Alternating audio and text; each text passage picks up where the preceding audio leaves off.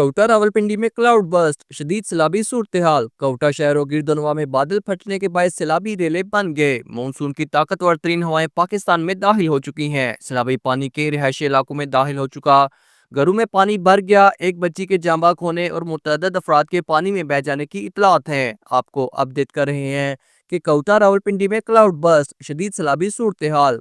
कोटा शहर और गिरदनवा में बादल फटने के बाद सैलाबी रेले बन गए। मानसून की ताकतवर तरीन हवाएं पाकिस्तान में दाखिल हो चुकी हैं। सैलाबी पानी कई रिहायशी इलाकों में दाखिल हो चुका। घरों में पानी भर गया। एक बच्ची के जाँ बाग होने और मुतअद्दिद अफराद के पानी में बह जाने की इतलात है। इजहार हान नियाजी, JK न्यूज, रावलपिंडी।